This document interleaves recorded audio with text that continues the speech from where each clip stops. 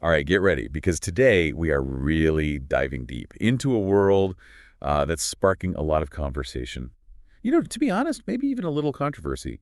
Shera 7 and her sprinkle philosophy. Yeah, and I think what's so interesting about Shera Seven is she's not just an author or a YouTuber. She's really created a movement, and Yeah. she has thousands of followers hanging on to her every word. They even have a name. It's the Sprinkle movement. And she definitely makes some bold statements. I was looking at one of her YouTube shorts the other day, and she was comparing dating a man with multiple kids and a BMW to dealing with child support payments.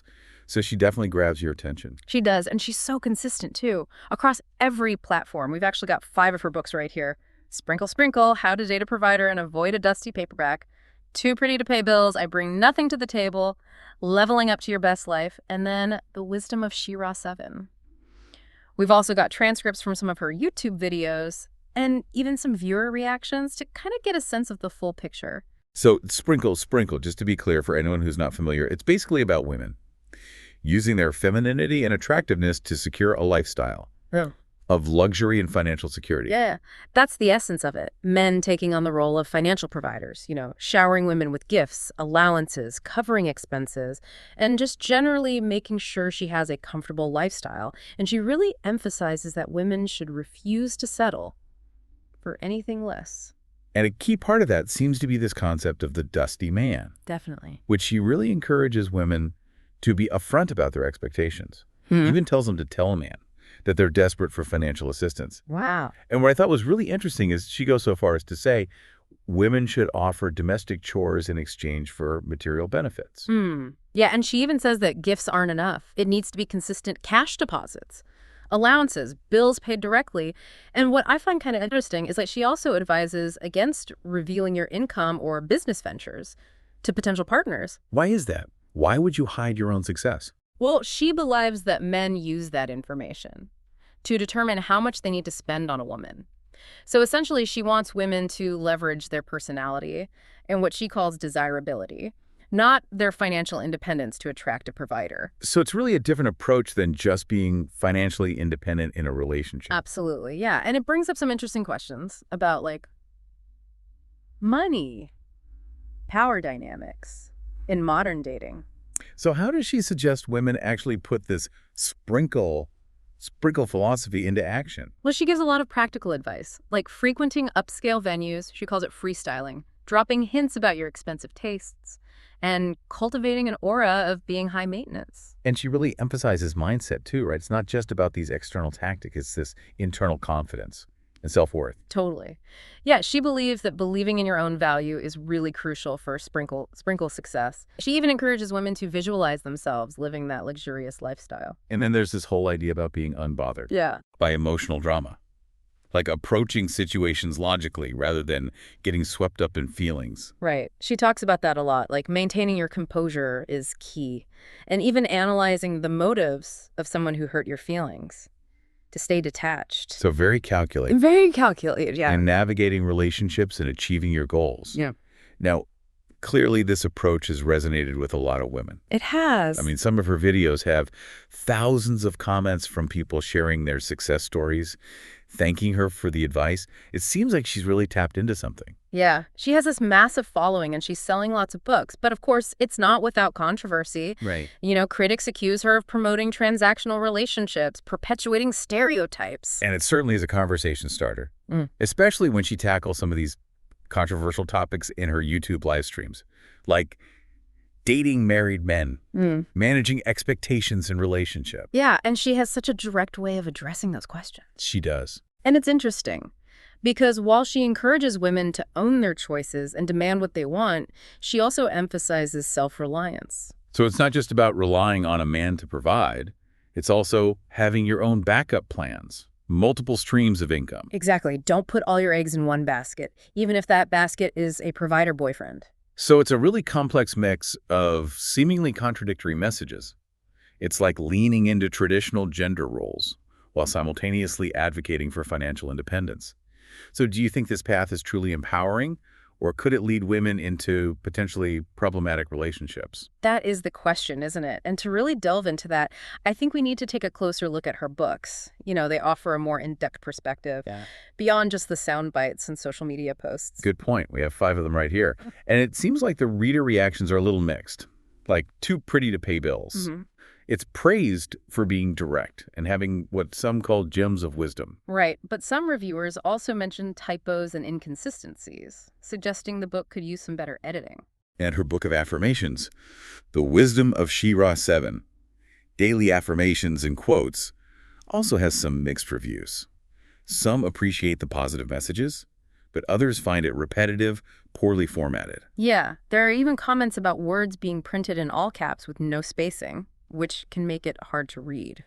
So it makes you kind of wonder about the quality and the depth of her written work. It does. And then there's Sprinkle, How to Date a Provider and Avoid a Dusty, which seems to be kind of a direct extension of her YouTube content, full of quotes, visual elements that reflect her online persona. Right. Some describe it as lighthearted, a conversation starter, but then others felt like it lacked depth.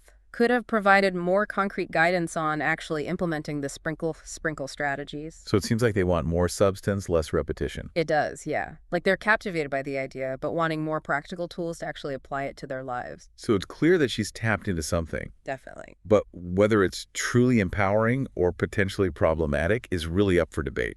It is, and that's where a deep dive comes in. We're going to unpack those potential benefits and drawbacks, the psychology behind it all, and what this whole movement really reveals about modern dating dynamics. Sounds good. Let's dig deeper. What's next? Well, I think we need to really get to the heart of this sprinkle philosophy and examine why it's resonating with so many women, despite the controversy. We need to analyze the psychology behind seeking financial security and really explore whether this approach can truly lead to empowerment. So we've talked about what sprinkle is, but what's really fueling this movement? Why are so many women resonating with Shera 7's message, even with all the controversy? Yeah, that's the big question, isn't it? It seems to me like at the core of it all is this yearning for security.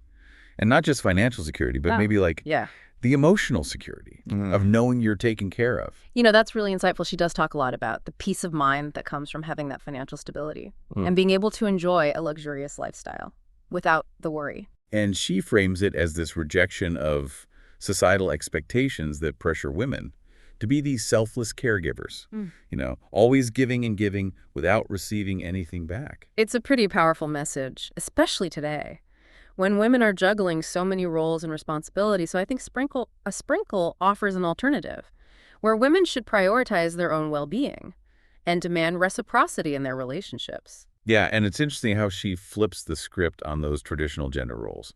Like on one hand, she's reinforcing the idea of men as providers, but then on the other, she's encouraging women to be savvy negotiators, to prioritize their financial interests, which, have traditionally been seen as masculine traits. It's definitely complex, and I think some might argue that it's perpetuating harmful stereotypes, by reinforcing those traditional gender roles. But then others might see it as a way for women to gain more agency and control within those existing structures. Yeah, it's like she's saying, play the game, but play by your own rules. Yeah. Be aware of those power dynamics and use them to your advantage. Exactly. She argues that women have always played this game, but often to their own detriment, sacrificing their own needs for the sake of others. So what she's advocating for is a more conscious, a more deliberate approach to relationships, where women set clear boundaries and demand to be valued. But is it really that simple? Can you really separate the financial aspect from the emotional aspect in a relationship? Yeah. Especially when you're talking about intimacy. Yeah. Companionship. That's the big debate, right? And Shera 7 seems to believe that you can, and that setting those clear expectations and boundaries from the get-go can help prevent heartache and disappointment. But we all know that human emotions are complicated, and feelings can definitely make things messy. And what about the potential for exploitation? If the relationship's primarily built on a financial exchange, what happens when the provider no longer wants to provide, or the receiver doesn't meet those expectations anymore? I think those are totally valid concerns. And critics of Sprinkle argue that it sets women up for disappointment, heartbreak, even financial vulnerability if that relationship ends. They're worried that focusing solely on the financial aspect means overlooking genuine compatibility, emotional connection, which are the foundations for any healthy, lasting relationship. And let's not forget the ethical considerations. Like, is it really okay to enter a relationship primarily for financial gain? Where do you draw the line between knowing your worth and demanding fair compensation versus being entitled? Right. It's a slippery slope. And ultimately, I think it comes down to individual values and beliefs. Shera Seven, though, fully embraces that gold digger label She does. and argues that all relationships involve some kind of transaction, and women should be compensated for their time, beauty, and effort. You know, she thinks women have been conditioned to give freely without expecting anything back. Right. She uses that job analogy a lot. Like, Yeah. you wouldn't work for free, so why would you provide companionship or intimacy without getting something in return? But I wonder if that analogy is a little too simplistic. You know, Yeah. when you think about the complexities of human connection and the emotional nuances that are just inherent to any romantic relationship. Yeah, that's a really good point. And that's really where the debate gets interesting. You know, is sprinkle, sprinkle really a path to empowerment? Or is it a recipe for disappointment and heartache? And it's so fascinating to see the range of reactions from her viewers. Like, some are so enthusiastic, they're sharing stories about how her advice has helped them attract providers, elevated their lifestyles, given them financial freedom. And they see her as this trailblazer, breaking down those societal barriers and empowering women to demand more. Right, and they find her relatable. That direct, unapologetic style is refreshing for a lot of people. It's like she's giving a voice to those desires that a lot of women have, Yeah. but are maybe afraid to express. Yeah, exactly. But then, there's the other side. There are those who express concerns. Of course. They question her approach long-term.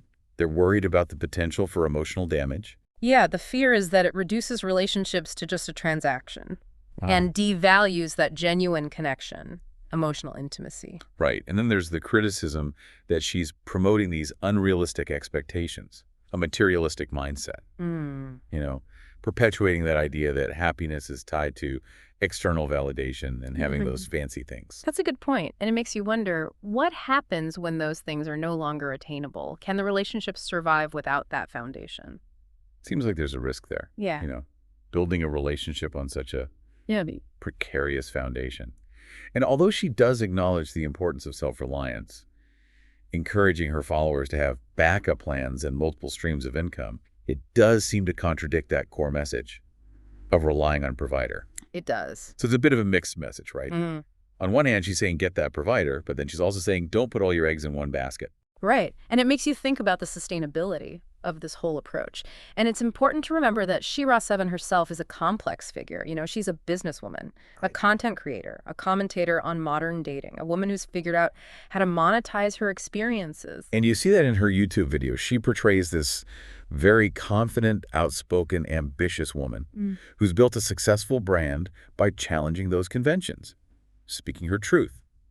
But there are also moments of vulnerability where she shares her own challenges, admits to making mistakes, and it kind of humanizes her. It does. It reminds us that she's not just this persona, Yeah. but a real person navigating the same things we all are. And I think that's what makes this deep dive so compelling. It's not just about dissecting some philosophy, but understanding those human needs, desires, anxieties that drive these conversations. Yeah, Shera Seven may not have all the answers, but she's asking the real questions, pushing us to think critically about the role of money, power, and relationships in today's world. She's definitely sparked a conversation that's important to have.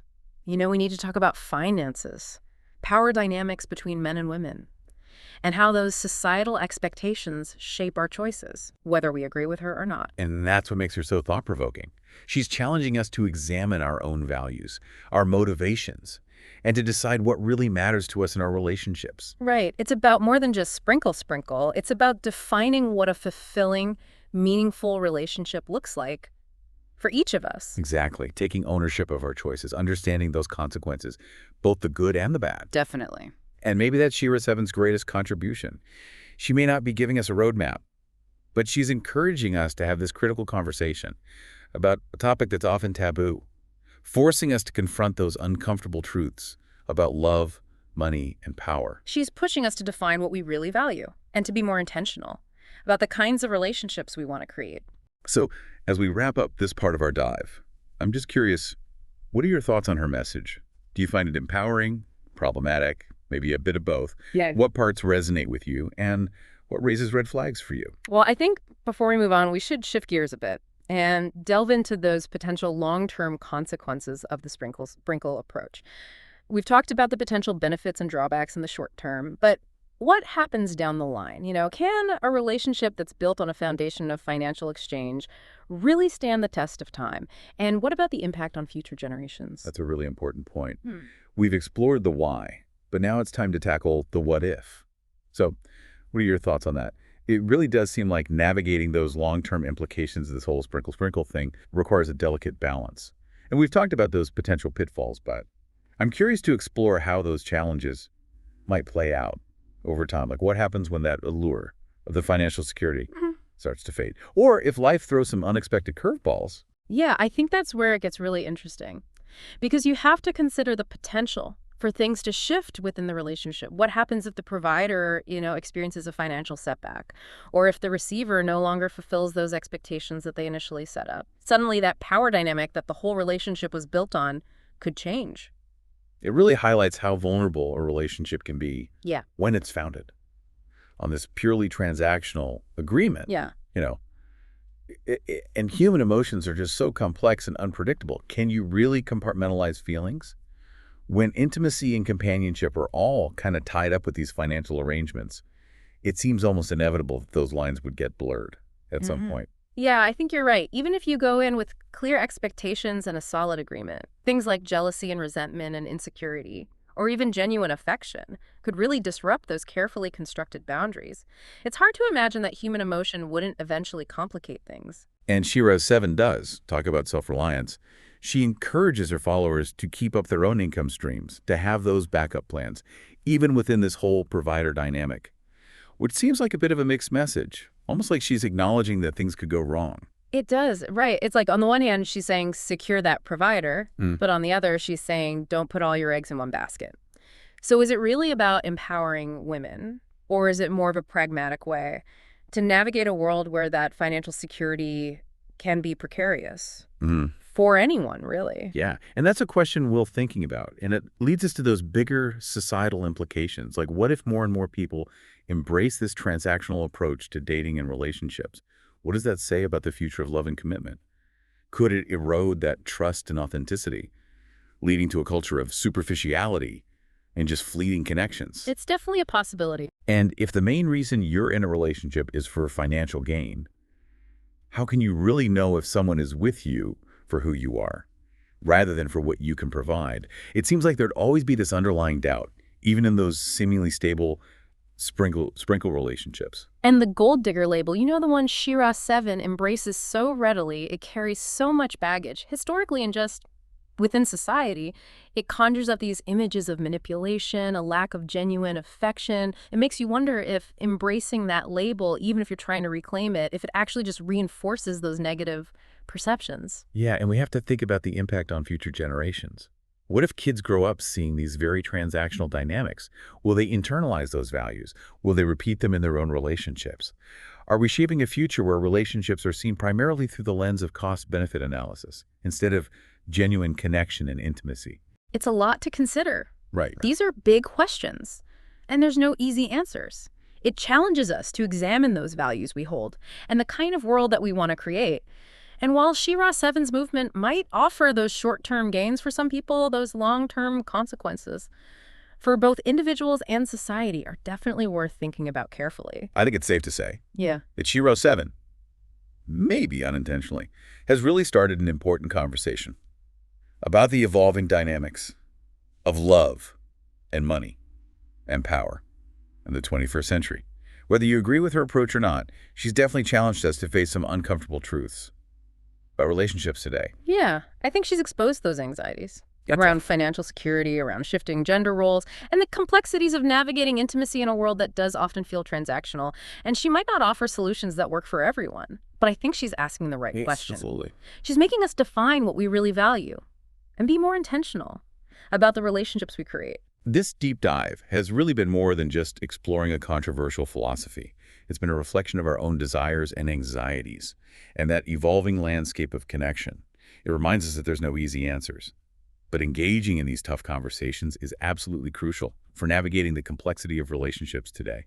So as we wrap up, we want to leave you with this. What does sprinkle really reveal about our own values and aspirations? What are we willing to compromise for the sake of security? And how do we balance those individual desires with the potential impact on society? Thank you for joining us on this deep dive into the world of Shera 7. We encourage you to keep exploring these questions, to have thoughtful conversations about love, money, and all the ever-evolving dynamics of human connection. Until next time, keep questioning, keep exploring, keep diving deeper